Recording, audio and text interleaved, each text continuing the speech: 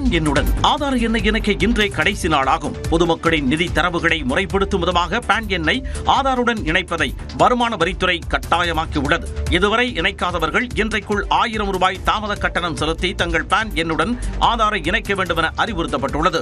இதுதான் கடைசி வாய்ப்பு எனவும், இணைக்க தவறினால் பான் எண் செல்லாது என அறிவிக்கப்படும் எனவும் வருமான வரித்துறை எச்சரித்துள்ளது.